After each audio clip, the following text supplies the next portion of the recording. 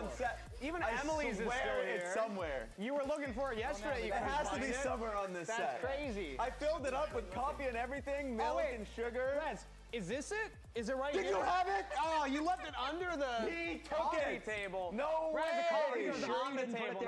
I did not. Kangas, you need to answer for yourself. That's crazy. Mark here that it covered up. That's crazy, and it has my name. That's why it's important. It does. Yeah. And you learned an important, valuable lesson as well, which is not to trust the bald man. Don't leave your drink unattended. That should be a given. That's true. Don't leave your things unattended. There we go. Exactly. Also, a question on my mind right now, Raz, is have you learned what a bagel bite is? Not at all. Not at all. All right, we'll get back to that later. Here's the standings for today. As they currently stand, still 2 undefeated teams. Will we have 2 at the end of the day? Lion will have 1 later on, but so far, Jet Team Look at R still looking great, and this is the schedule. You're saying no? Yeah, I think Settle's gonna win. Oh, yeah, really? Oh, yeah. A little spoiler on predictions. Spoil it. Yeah. There's just like time without inspired. It's expiring. All the learnings are slowly drifting away. Inspired vacation. Something like that. Yeah, now we all know what to say when he's playing poorly. Yeah. We've all learned something valuable. I mean, I don't know. Saint said it was chill without inspired. We all heard something different in that, but he said it was chill. It was chill? Yeah, that's what he said in your Player of the Week interview with him. Yeah, you did say that. I heard a different. We all heard a different word. We needed to change the subtitle. You got a little close. You got a little close there. That's true. We got the beating at the end of the day. That's the matches coming up ahead of us today. But before we continue, there was a big announcement, guys, earlier this morning by LOL Esports team. So let's check it out. Caps. The international narrative of League of Legends is that Western regions couldn't compete unless they brought something special. Denmark meet Caps! Caps is inarguably the greatest Western player of all time. Any record you can think of for Europe, Caps has it. 엄청난 선수라고 생각합니다. He was dodging literally every spill. 여기로 던지면 저쪽으로 가요. 어우, 화가 나는 거예요, 그냥. Even back then, Caps saw the game in a different way. I could tell Perks was feeling fear for the first time, having to play Caps. Oh, he just solo killed Perks! Very bad memories. We have a new superstar. This is the European hope now. You're a player and you look across the stage and they're just laughing. And you're sweating for your life.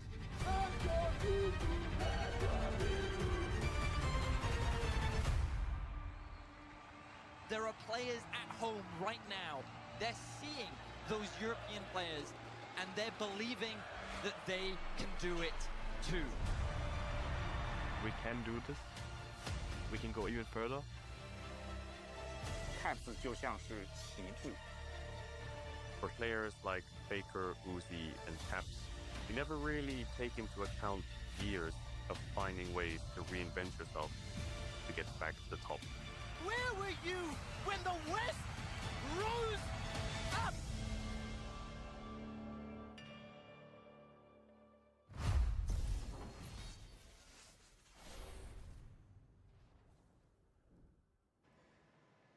Congratulations to Caps. Third inductee into the Hall of Legends. Yep. Awesome stuff. European getting in there. We were realizing earlier as well that like if Caps didn't exist, NA would have so many more accomplishments. Right. So I kind of hate him for this. Yeah. 2018 semis, maybe Cloud9 goes finals. 2019 MSI, maybe we win MSI. Ooh. But if anything, I think it does prove that without Caps, we're definitely better than Europe. So it's kind of one of those, and that's how you can feel okay supporting it. Like, really support Caps being the best, because the more we elevate him, the less the accomplishments of Europe can be attributed to anybody else. That's true. And then it's more on us. And then if he ever retires, so buy the skins. Some of the money comes back to NA as well. Caps helps us all. Yeah. Go make sure you get that pass. And he's a giving person. Gave to Yes. Fnatic earlier today, so I actually do. Yeah, there it is. Okay. Yeah, and Raz, I believe you were saying that now Vladdy's up for a nomination next year, right? A little bit to Saint this MSI. Exactly. You know, just handing it out. Yeah. You know, he peaked early, and now we've been beating him the last couple of international Caps events. is incredible. Yeah. Like the number of wins he has against everyone. Like all-time international wins for mid laner is only behind Faker. Like it's That's insane crazy. to happen from a Western player as well. So Some social media posts might say overrated. Someone that were recently posted. But they have to be stupid. Yeah, there's no way that they're being honest about that. They had to have been tricked with the Perhaps. prompt, for sure. Perhaps. Well, speaking of rating players, Raz, I believe that we have a little tier list that you wanted to bring it present over. to the Thank group. you. Oh, Yeah. top going lane on tier here? list, Top right. lane tier I need list. to see your top lane tier list. Dude, we are in the 4th week so far, and we haven't done the tier list yet. We haven't. Shame to us all. Shame on us. Shame So to us all. what's your definition of this tier list? So it has to be performance on stage this split. So I don't want to hear from a player out there. Don't want to hear from anybody. But he's very good in scrims. I don't give a damn. yeah. I don't On give a damn. stage. Okay. But on stage thus far, With the I do lights and have the to give camera. it to. Oh my God, do I have nails? Oh. That's tough. Whoa. That's tough. Super S. Thanatos must start the list as an S. So I think that is a good place to start. And I Okay. think Morgan before in the past maybe would have put him into A tier. Maybe that would have been a thing.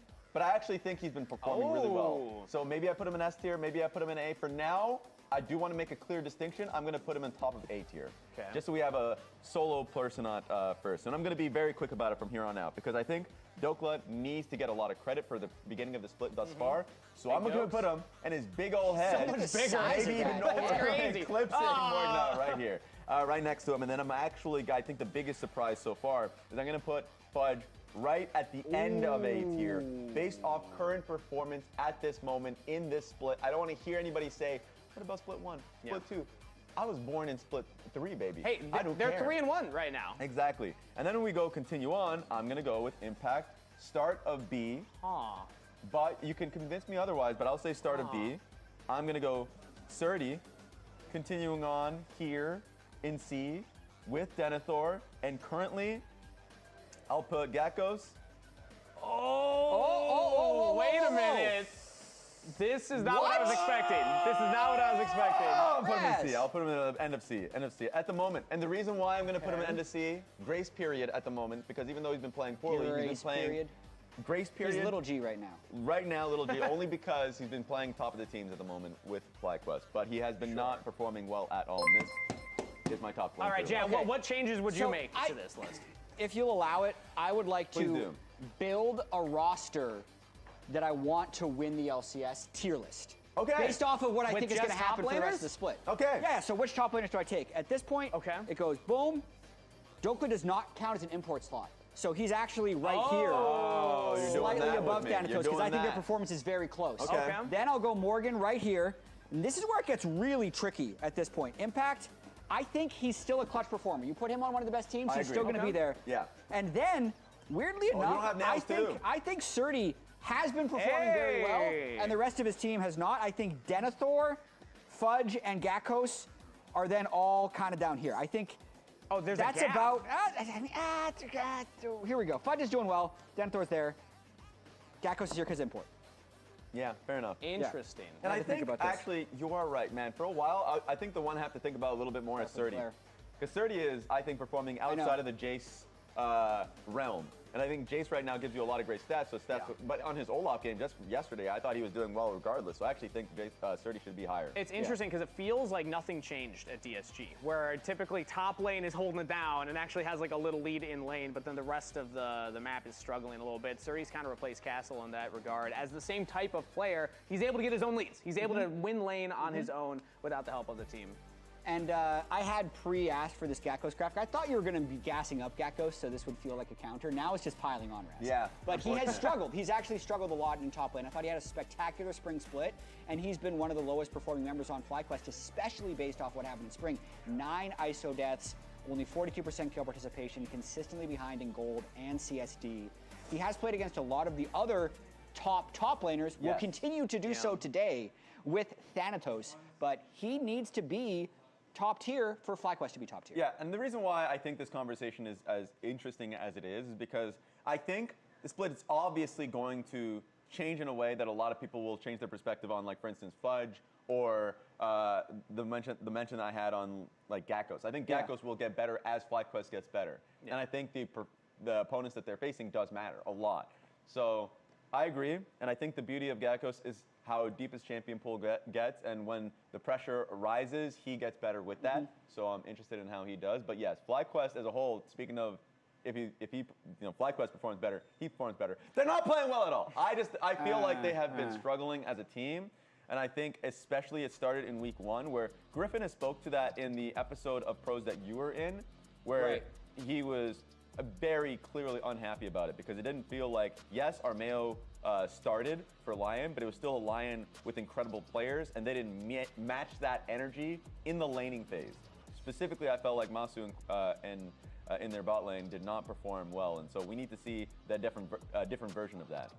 I've been really conflicted about FlyQuest this split because you're seeing here, they lost to Team Liquid. Okay, everyone's losing to Team Liquid. Team Liquid looks incredible. They lost to Week 1 LYON when people were expecting them to be worse with Armeo. That hasn't been true. They've won 100% of their games. And then they beat DSG, although I would say those games were sloppy. And now today they're up against Cloud9. I mean, after this, it's going to be Shopify, Dig, and Sentinels as their only other 3 teams. So what the hell happened here? There's a chance their record will look really bad on paper.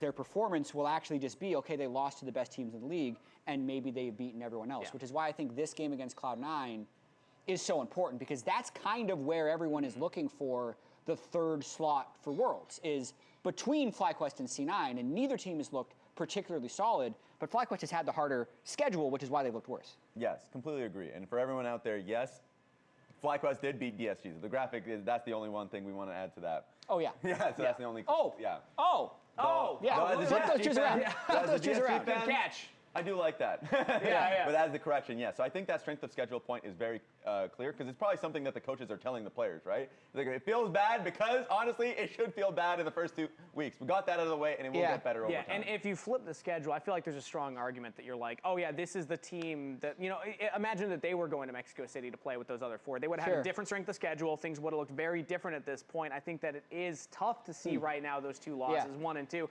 But you look at what's up next, is like now is the important one, and then I think that they still are in the argument for a World's representative spot. Yeah, I think they are. I wonder how ThinkCard is approaching this, because depending on the types of players you have, you want to start with wins or with losses. I kind of think with the young team, maybe it's good that they're having all the hard teams right away. Because if they had all the bad teams right away, or the easy teams, and they start 3-0, 4-0, maybe they'd get really complacent, and then by the time they get knocked down, they don't have time to pick themselves back up. But now, even if they lose this game to C9, I don't even think they're out of playoffs, but there's a good chance they would then go into playoffs on a big winning streak. So maybe the schedule's actually been pretty good for them. Build the momentum, the lower bracket run, something along those lines. Yeah, I personally love the idea of, like, get the losses out early, and then you deal with Boys, I'm back. Sorry, that was not 5 minutes. That was 12 minutes. Right after that week. Whereas you start getting that confirmation What's up, guys? bias. Oh, guys, we beat DSG, we beat Dignitas, we beat this, we beat that. We look like a great team. TL Spring Split. TL Spring Split. 5-0, lose to LYON. Taking a shower was They did manage to recover to finals before getting more time-consuming than I expected. So does that extend also to things like the Gakko stats? Because when I see a rookie top laner with 9 ISO deaths, I was shaving my legs for sure. Honestly, I have never shaved my legs, and I'm kind of interested in trying it. He thinks, oh, I have the mechanics to outplay and kind of win this situation, regardless of maybe being overextended. Should have streamed the So do you shower. like that when it is applied to the players as well, or is it just like a general? Wrong website, bud. I think ISO deaths are a really difficult stat because sometimes it Do you know Shiden? You get solo killed. That counts as an ISO death. Yeah. Sometimes 5 people I are don't there know that well, killing but- only you. Clearly Why? that's a team problem. He's a solo I think queue FlyQuest monster. has a tendency to play too X-Star, fast thank you for the because prime. they want to play faster than anyone else as a way that they're winning. So I think it's a combination. I think Gakkos has been solo killed a few times, but I think a lot of them are team related. Okay, cool. Well, hey, that's our thoughts on it, but let's hear from the coach himself, because we have Kobe standing by with an interview with ThinkCard. That's true, we do. ThinkCard, at the beginning of the year, FlyQuest, you guys had low expectations. Excuse me. I hope the mic is not picking this up. Griffin, your players are cursing during the warm-up. Is that normal? It's pretty normal. They have fun. They have fun. Okay. At the beginning of the year, both you and Griffin actually said, you know, you liked having low expectations at the beginning, but by the end of the year, you're going to make Worlds. So you still feel like Why am I sneezing? you guys on that course? I still feel Mark like that's true. Zuckerberg? I mean, our games against TL He's gotten and younger. That good. But practice is going well. I think we've revamped a lot of the way that we practice, which is good, especially with a young roster. ThinkCard so We're Zuckerberg? still confident, but we need to show our practice on stage. Yeah, do you think the slow start is just because of the quality of the opponents that you faced at the beginning of summer? I think so, but also I don't think we particularly played very well. Also, I don't think our prep has been that good either in the beginning of the year. So I think everyone has to step up, but it's been really cool to see everyone kind of work together and step up their effort in practice. What about specifically for Cloud9? Has your prep improved? Has your practice improved? Is this week going to be different? I think we're really confident with our prep. We think C9 is scary with the other iteration. But we still respect them. I think they're a good team. That's Do you think Zark their 7-man roster Muckerberg. is really a 7-man roster? I don't think it's really a 7-man roster. Oh, let's see what the analysts have to think about that. I don't think it's really a 7-man roster. Holy shit, Sven is permabenched. That was fantastic. Crying. Apparently, Gecko saw your tier list. Yes. Raz. Don't kill me, Geckos. Yeah. Don't kill me. In the back room. Hold on. This is what you did to him. That's not what I did. This is what you did. That was yours. That was your That's aberration. yours, You Jen. changed that. Yeah, He that was changed mine. that. That was his. That was Raz his. had That him was his. with some company That in the is. seats here right there. Look, But also- remember, it's current performance. Current performance. Current performance. Right now, he's had 2 tough opponents. But also, I love hearing them just make so much noise in the I know. background They of bring that the energy. interview. They bring the energy. That was incredible. It's like when a mom's at a grocery store or something, and just, the kids are melting down at the checkout aisle. It's like, just try to get through this right now. Yeah, it's tough. Yeah. Tough being a parent. Yeah. Have you had that experience? Hey, your kid's Not too yet. young. He's running around though. Yeah. He's Okay. moving. And I was the moving. child that was causing problems. Really? Or That's so out of putting That character does for not you. make it. Wow. Wow. Or being like, damn, I want some Reese's Puff cereal. I'm gonna sneak that in and hope they don't notice. Oh yeah, Yeah, you sneak exactly. it in, hope they're Yeah, not paying exactly. attention. Yeah. Check the receipt later. Yeah, exactly. I was watching But Sven they stream usually earlier. get me He by doing said the whole this thing year of was the like, first don't year he worry, let ever me get some deleted food. all his I'll social handle the media. He cart. said And the I'm just hate sitting there, was it's like, too guys, much. I can't deal with the clerk. Like, when are you coming back? And I'm just a child. Don't think he Oh, wants to that's come back even if they wanted him in there. Have this. No. A live reaction. No, Geckos. Isn't it so Change my name bizarre? after today, but you gotta perform. Oh, the hands on the head. I'm trying to think back to at the end of my career. I think I did get a lot of hate. Absolutely. I think a lot of our expectations of him. I'm trying will to think if depend it like on affected which me. version of C9 On we 100 get Thieves, I today, didn't really get right? any 'Cause, hate. They Honestly. were talking about it going into the season. We've been talking about it a lot. What's the But roster going to TSM look 2020. like? Who's starting on C9? I don't know. Like for today? me, like It's the it starting never car? really starting affects car. me It might be. because It's the stops car currently. you have to always take it with like a grain of salt and just realize these people aren't like super real. Yeah, curious. Also, a good chunk of the people that are like spam hating on you are like people who are mad that you fucked up their bet. 7-man roster. Because they literally like lost hundreds of dollars or they're living paycheck to paycheck and they like fucking took out a loan to bet on your game. At some point. We haven't seen So- a single one of the other two. Yeah, I've always I just, feel like I've been lied to. Yeah. In Yeah. fact, Yeah, I it's feel just- like it's I'm like- owed something. but for a lot of people, I think they're not used to it and they like I don't. it gets under their skin pretty bad. Personally, let's hit on the clips that I have so far. Nomad Putter, thanks for 2 months. So far, we've had 3 series, and of those 3 series, I feel like I there was do a game think that they lost that was pretty crucial. Of Sven course, gets they a lost lot of both hate. those I games actually versus uploaded a Liquid, short but I'm gonna start with them so about we can this hit where on Sven every is just moment. getting I'm gonna so focus much on hate. I'm mid like, lane is he points really because I playing think that bad to me, merit I this was level of interested in how hate? Loki would It's perform in crazy. comparison to APA, and I thought APA would get some time here. Now, I'm gonna make a Yo, comparison. great shout by Right here, focused on by Loki. This is the position that he has in this fight. Jetton1600. So, If as you we remember go in, anything I else think from the beginning of Sven's the fight is stream, quite good. let me He know. crowds, then gets the engage off, and he chases down. I mean, Just I think to that fucking continue the fight. And sucks. thought I from think this Sven point is onwards, fight is a good. He great used his player, entire and cooldown he's to having a use slump. Shroud. He used his ulti. Let's not sugarcoat it. He's not. He was not playing well when he got benched, but and so far, I think we're in a pretty good start of this fight. Now, my do question you is know? going to be, I think how do you play the people rest are of this fight out? very, Jack has very great quick positioning, to just be like, but he's old, pretty he's dangerous. washed, he will never Morgan get and back to Quid form are just ever chilling again. Here. Morgan has yet to pop ulti, and Core JJ is chilling. So at this moment in time, you want to wait on your cooldowns and wait for Blabber to get his. So You if he can't can tell me you'd start rather it have off, Sajed, probably Rahel, take or this side, FBI if over Core JJ Sven. hooks him, then he can, Yeah. like, you can focus on Rahel the fight. Tactical is debatable. completely I fine. think He has Rahel could be How does the equal fight to play Sven out? because they both have high highs and low lows. Loki just actually But procs his passive. Let's do it quickly. He walks up with passive, no cooldown. Sajed procs it, and gets FBI W, haven't dies really had instantly. And the rest of the any fight great games. is like kind of 50-50 because they still play it out properly, and Tactile is able to get a kill. Just imagine that fight with Loki, and I think it's. How did Caps get a legend award first and not Elang Peter Let's, Double paying? zoom out the minimap Because I just think a little Caps bit is to way see less this one, because this is controversial. one of his RYZE games, and I think we've been clowning on. I mean, he's obviously his also got a win way rate with RYZE. There's better been some resume obvious than me. ones that people have talked about and said, well, that's communication error. Let's talk about this one because Dignitas has pushed through. But I also think like very if clear. I get So into the Hall of Lucian is Legends, in vision, has complete control. there will Ezreal is there will picking it always up be on people turret. So that are this just gonna entire talk mad area is shit controlled by and be Dignitas. like, And so, how come these C9 is 15 different engaging. Korean players Where's the didn't RYZE get gonna it come from? first? I would imagine that it's going to come from this side, or he would just place the realm. And up it's a little like, bit well, differently, the Hall of so there's not gonna Legends be a is fight. actually Well, he not actually places the himself most in the middle of not just 3 people, competitively successful, objective people. It's about commemorating the people who had the greatest impact in their career. Otherwise, Uzi would not be in there immediately after Faker. It would be like 10 Koreans.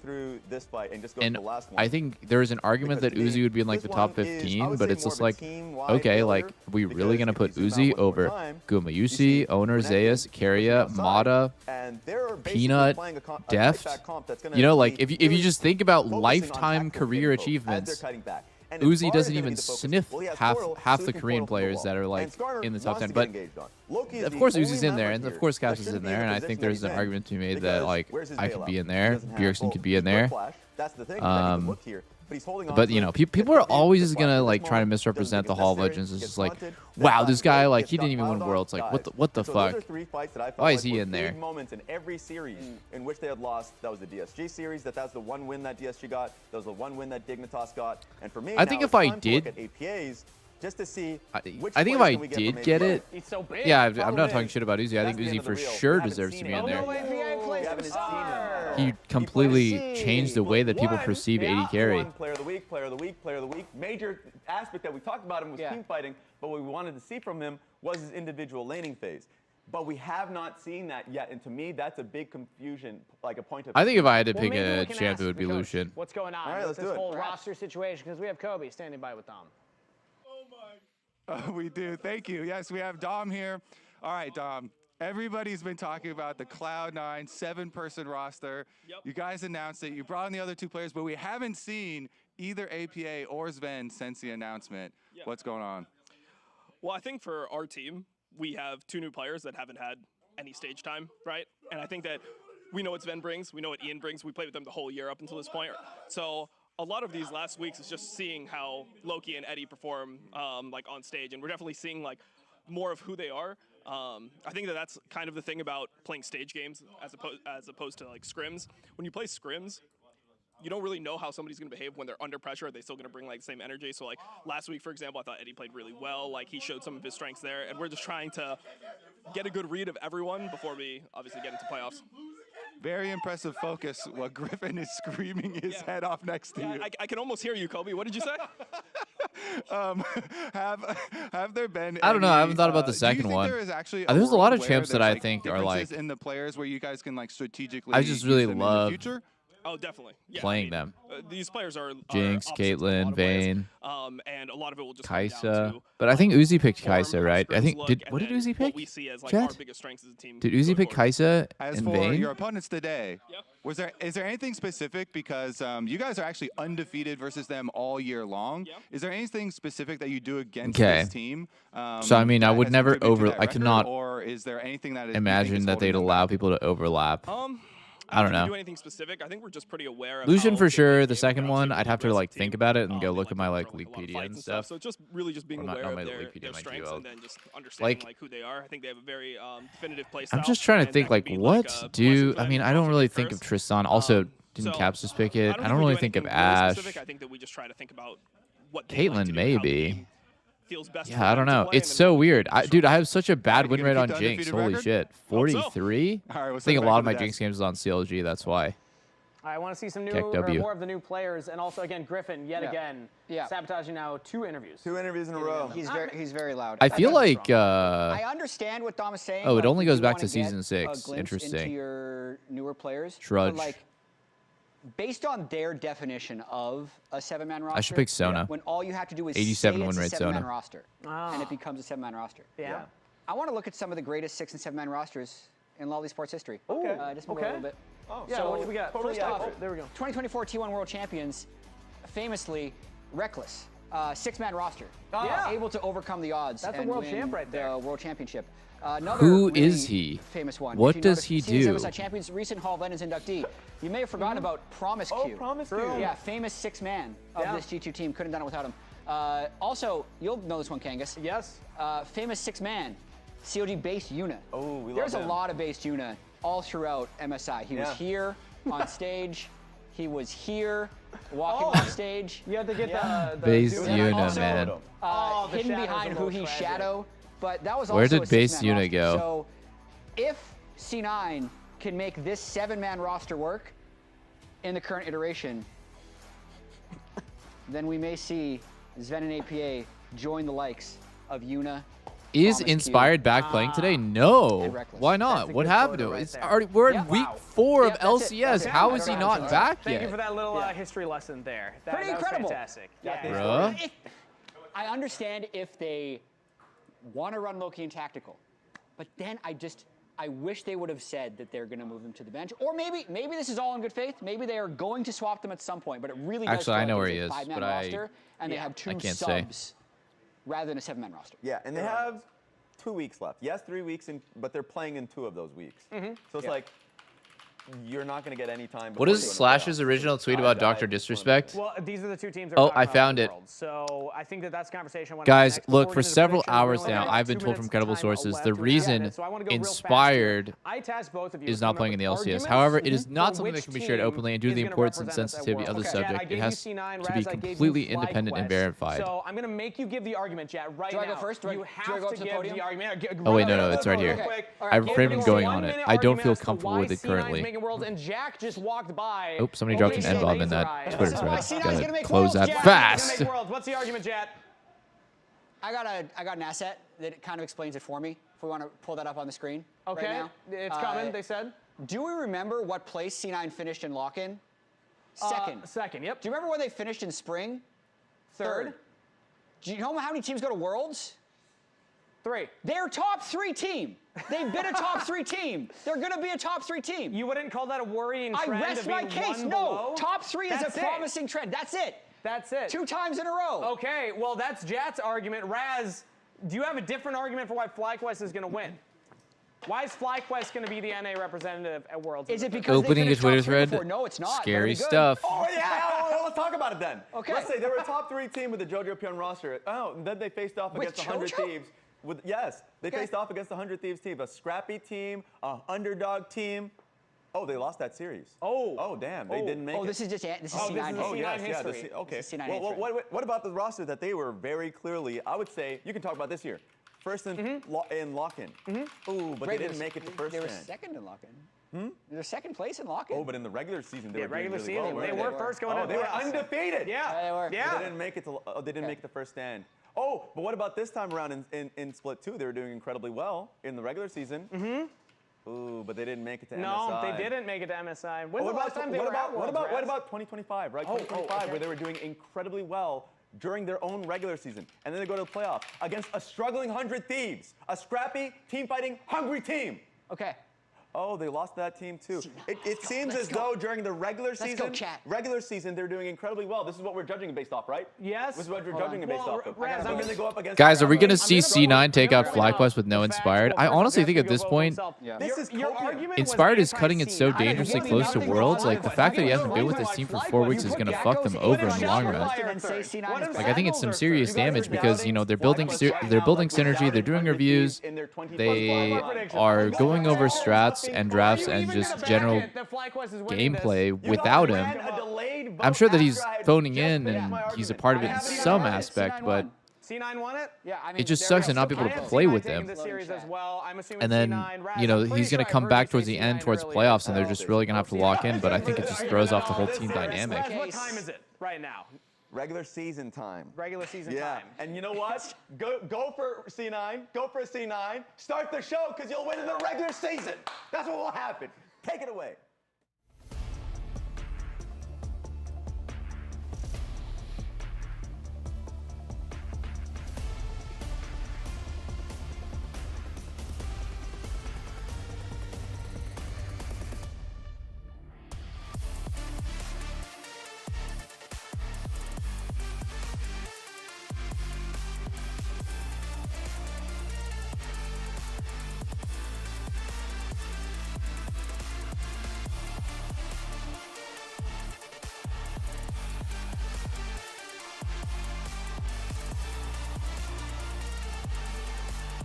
Maybe Omrayo's just inspired his skin suit.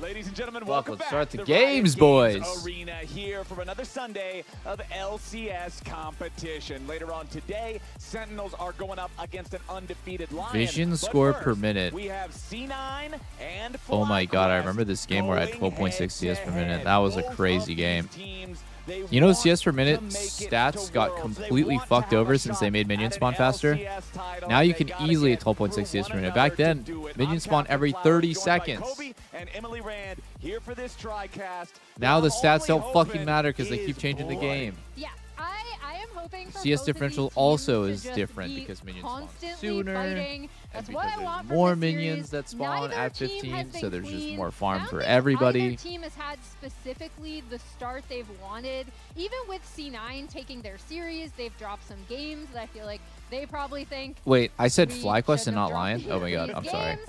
So it's kind of a bounce back series for both teams, but I really, really just want to see them go head to head constantly. I'm fucking cooked. Honestly, I think you're going to be rewarded, Emily. I hope think that's so. what you're going to get today. These two teams will deliver, and a lot of these two teams has been about the jungle matchup. Blabber and Griffin really do encapsulate the qualities of their team that are both Oh, I had the wrong scene on, my bad. The entirety of the team. Yes, they really do. And you can see it come out in draft a lot as well. The Shyvana ban here targeted at Griffin. Right now, Shyvana is such a strong carry champion. They oftentimes are able to get huge CS leads and get him to that juggernaut status. And they actually paid more respect to Gakkos than RYZE did. I know. Because they banned the Olaf, which is premier top lane juggernaut carry right now as well. Whereas RYZE was sticking him down in last place. Yeah. C9 putting some respect on Gakkos' name, or at least on Olaf. All right, fine, I'll let him out of my They'll basement. also ban out that Cassiopeia. Jarvan not I'll let far him out banned next by week. FlyQuest, and It's C9 fine. Makes the same play that so many of our teams are making So these be days it. in their game ones. They're picking If that's the what the Ezreal people want. first and Damn, foremost. Karma's 4-0. And I like the immediate I like the response takeaway of pick. That's picking up a the very Karma strong for FlyQuest takeaway. to separate out. That Ezreal's is way still one of worse the hardest without pushing Karma. lanes Oh, Caitlyn Karma. available. Okay, then what are you going to And play here, yeah, right? as you pointed out, Ezreal has Fantastic been question. such a What do you high play here with priority Ez? carry. You could Even go back on the Seraphine. last patch, You could everyone was go... like, oh, mage bot lane is a thing. Ezreal was the most popular. Melee support would And be this is pretty a bad. classic I would be response to surprised if early they went Ezreal's Nautilus. I think this first takeaway picking pick is actually is quite stealing away the clever. Karma and adding the Caitlyn to get a push lane yourself. Try and play for tower plate money. Don't take any unnecessary risks. Just push in the wave, constantly get your peacemakers through, constantly look for your Karma poke, and try and be the one Ooh, they with went the Leo. pushing bottom lane. That determines so much Dangerous of lane. games right Dangerously now. If you losing get bottom lane 2v2. control, then you're able to, I'd rather be start Caitlyn Karma stacking here. Play a hard tank dragons and jungler, I feel like. the most reliable course to success. And it's one of the things that define this FlyQuest I think team specifically when they if were you doing could play well, like right? When they appealing were jungler, surprising us. In you could also split just one play and like split two, it was disengage, through the power of the play like a bot lane Wukong, of something like that. Matu and Cryogen. And thus far in this split, they've looked a little bit shakier. I think they didn't necessarily adapt to some of the support roam meta, especially with the timers that Cryogen was sometimes missing on the map. But as we see that Gnar locked in for Gakkos. And I think that this it should be a good situation for Cryogen, a better situation because not only Wouldn't be surprised if they does, banned Ambessa here and just took get his away hands on one of the these ranged handshake. supports that has been better for him than some of the engaged ones. Top But laners also, with the love changes, to the trade more Ambessa restrictive Gnar. support role quest, With Olaf ban, Gnar that does also become kinda higher prio. lends So itself more towards locking people that's in like lane, the getting first more time answer. for Caitlyn Karma to Olaf try and just run him pressure. down. It'll be a little bit Second more answer, punishing play if Ambessa Leona and just play is for trying team to fights leave, and try to catch him mini to Gnar. look for roams A and lot of affect the people are other happy with lanes, that. but They you banned can Vayne. also just Okay. straight up try and I feel like to Vayne would have direct that been Caitlyn Karma lane with some pretty ganks and banger some actually this kills. game. They have enough We'll CC see already if between Blabber's able to Leo get Vi. down there. Vi, FlyQuest unfortunately, needs is to round usually this comp more out with level either 6 like champion, committing but to you a full definitely poke can come comp or after like just your getting first some gold sort of clear playmaking and going. do like a Q flash play Getting onto some the sort of bot. frontline Yeah, at playmaking least try to going. disturb that bot lane, right? I like Usually removing Caitlyn has great the Vayne synergy with kind of CC so she can necessary trap, if you're but going to be if you don't have any blinding that CC, then she Gnar, kind of just needs to on play the like top really side. far back and Really just want poke. to set up for Gakkos in this lane, even if Trundle you know, ban. maybe Oh, I wonder if disagree Fly with was going to go Raz's Nasus tier jungle list of it. here. I do think that Griffin is Gakkos a has had specialty a bit of a Nasus rough player. start to this split. even on these kind of carry top Yeah, I think laners Gnar, that or we sorry, kind of I think knew Silas would be good. They did ban Mbessa, so what is Thanatos going to play? You know, it's actually a very good question. Game out of him. Obviously, Thanatos is a really tough Maybe opponent to go up Kusante? against, and you can already see that with the Mbessa I don't know. and Vayne both taken off the table. Exactly. Double bans. What I on the really top wouldn't side. want to see him Meanwhile, play is for C9, Rumble. They're saying, all right, well, we've got our jungler. Let's ban out some of the good answers into that. And they ban out 2 champs that can straight up just stat check Vi anytime they run into her. The Trundle, They did. the Oh, wow. Nasus, They the banned Griffin is so well Nasus. I known feel like for. both teams are so That locked in will on now draft. no Like, they longer know available exactly here all in the this answers. first game. It's back on Nasus the into fly, Vi. but Griffin will was looking have for that. the final pick of the And entire Bessa draft. into I Gnar. highly expect this to be Thanatos is safe looking for for that. Quad So in both the mid teams lane, but I wanna pretty see what they go with for the junglers polished here with on their top. draft strat. Yeah, You know, I'm taking also Gnar, curious. I do wanna taking bring away up the 2 the fact picks that that are Azir good into has kind Gnar. of received successive buffs. Both of Griffin went these Wukong. mid-laners, I see Loki that's and what that's played, why and, I was thinking like one of Wukong Quad's could be best good as just like a champions. counter engage and just like you can, at this point you just commit to playing poke Try and split push on the side and you of just commit to Cloud9. kiting back. I'm very interested to see. Vi if Ori. Thanatos Okay, wants there's to- no okay, more so he commitment does to wanna go fighting. for the There's no 1v1 more though. commitment He to does kiting want, back in the this aggressive Jace match into draft. it. You are going to get And engaged honestly, on by that Vi is a Ori. It very is good one. So guaranteed it does going to give happen. Blabber multiple options of areas on the So map just he get can some. go to. I think you I just will get some say, though, fighting I've power been on a the board. huge You fan get like an of Azir Wukong, and you just fight to the even death. previous You to just the know it's jungle going to ball happen, boss so that you just you went hit him down. with the stat If they were check. not straight up a line in the patch notes that was, hey, we buffed Wukong. They doing it? But the Just do jungle it. pet Yes. getting more All right. damage based on resistances. I like. I kind of greatly like how benefits both Wukong drafts because ended you get up. a bunch of extra armor off of your passive, and it did increase the clear speed of this champion. So it is. It one also of helps the that both of best these jungle champions guys in solo queue on right both like now. both You solo can laners carry on both team teams fights with can it. kind of play everything. Delete enemy carries that are low mobility, and guess what? That is exactly what you want when you're playing against an Orianna. When you give over one of those powerful mid lane mages. If you have Azir blow the flash and you have Wukong ganking, that is a recipe for success. I didn't end up getting And the we do OLED see monitor Azir now. coming out for Quad. It is his third Um, most played all time. Prediction for who wins the game? 10 on it with a 65% win rate. And I think when FlyQuest was succeeding previously with their old roster, they did such Honestly, a good job of giving Quad so much side lane. I like farm FlyQuest to draft then more. affect the map I think Azir's that really way. broken right We're now. kinda missing that a little bit He's being mega more slept with on. this FlyQuest One of the only team, mids that can go but early I Zonias and would not lose damage. suspect Dusk to and see Dawn something super like strong that on him. come Press the out where attack they're super really strong gonna on try to him. funnel a lot of A lot of like sideways hidden into tech this Azir because that was Quad not is really so being comfortable used on it. before he got buffs. Right, But I draft think is done for this new game build number where you go one. like Both PTA, of Dusk and these Dawn, and then teams, you're very like we've flexible already on your talked second and about third a little item, bit, but not like quite usually the people can just start they were go hoping to, not that Zonias explosive immediately, and that just is a initiation complete into cuck summer to Vi. set themselves as one of the It's also top really good contenders against here, enemy teams but just both in of them general. Still hungry to get on track, still hungry to be one of those top competitors. I think heading Azir's really into good. I think playoffs, Caitlyn Karma's heading gonna win into lane. I Worlds. think this game's And just gonna come Emily, down to lane we gap. already know Just this like is your match of the week. slowly losing, getting choked out, feeling desperate. Blabber Vulcan just they're gonna send an engage and flip it. If it works, then great, they might win. But if it doesn't work, Which was a good choice. Good choice, He always complains that he can't pick first. He can pick first, and he did. But this is my match of the week. Wait a second. Because Wait, really? Raz is allowed to pick first? yeah, he picked first the past 2 weeks. You're just lying to the people, Kobe. PTA. Zale's the one that said it. Oh my god, he wins that trade because of PTA. Oh, it was bugged before and the soldiers couldn't apply it, huh? Has it? Yes. You disagree with We Raz? always felt bad for Raz. We always felt bad for Raz because we're like, oh, Raz is left with the leftover picks, right? No, he's picking those. He's picking those matches Just himself. perma fighting. Great heal just to dodge out of the damage. Emily, you're the one with the I think leftovers Ryzen's turn here, now the to use Cloud9 heal to FlyQuest. chase him That's why down, you get were some talking damage on the about board. How much I know. action you want from this game. And it's not going to be leftovers, right? Because the AD already set up how important this could be for actual world. Oh my god, Tacticals is getting giga spaced. Mantra teams Q are hungry hits and into a backstrange Q. can Oh my goodness. snazzy support Masu record Cryogen by always having have a great level 1 lane. Like that's The problem with Masu Cryogen is they win their lanes so often that they just kind of like lose their minds and die to the first gank every time. We see people kind of hit these milestones. I would really like to see them play a little bit more disciplined around like jungle and all-in timing and just stay alive. They're always at an advantage and they just need to like relax when enemy team has the timing. Oh shit, I need to move my cam as well. You know, 1,000. Vulcan now. My cam is in the. I know it's in the mix. It's in no man's land. So there's the potential for that to happen here in this series. We are back to Azir Ori. I don't think we're back to Ori every game, but I think Azir is back for sure.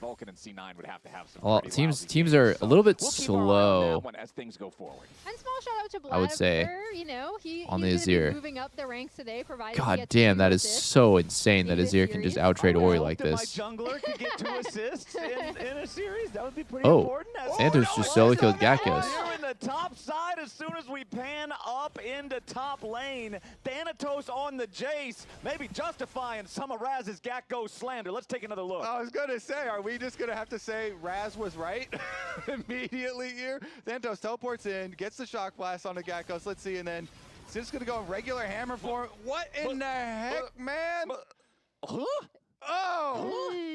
That's rough. What? Yeah, that's... The little mini Gnar just got a hammer to the head, Flowers. That mini Gnar Wait, is a puddle of guts and what? poop on the ground now, man. That hammer squished him. Yeah, I mean, Electrocute Jace shocked him. Zap. Not really good. Okay. That was just a brain fart by Gakkos, bro. Like straight up brain fart. He just. I think what he was going for. Oh my god, nice try by Tactical. Holy. Great movement by Masu here. Okay, so I think what he was going for is he wanted to just take a trade I guess I'm dead. because he knows he's gonna TP back. So he's like trying to get some cheeky damage in on Thanatos after he TPs in because he knows that he's going to base and buy. So any damage that he gets is essentially like free damage since he's going to full heal.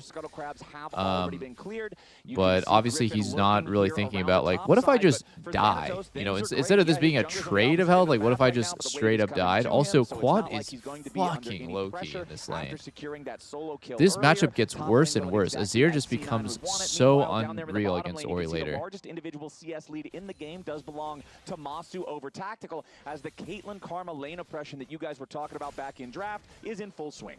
Yeah, and when you're locked in a 2v2 against the Caitlyn Karma, it does feel really bad. I did like this response. Just get the tier 2 boots, bro. Just get them. Just get the tier 2. Since I do think their bot lane doing well has been such a key factor in. It's a lot of minion damage Tactical just took to cancel the base. They're kind of in a worse spot now than they were before, but not really even. I wouldn't even say they're in a worse spot actually.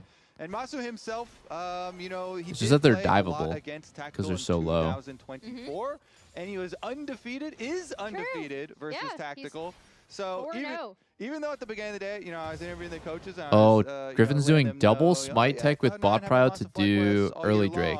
But Masu has not lost versus Tactical all ever. Lifetime. Yeah. Lifetime. His entire life. That's a long time. That's actually funny. I think that Tactical is a player that excels in early game, and so does Masu. So maybe because Masu can kind of match or even outperform Tactical early. Oh my god, Wukong gets it. Oh, Loki. Holy fuck, that flash looked insane. It looked like it wasn't going to make it. So although C9 wanted to try to stop it, you saw the smites come down in the first one. Damn, Griffin gets the smite off. 20 HP or so.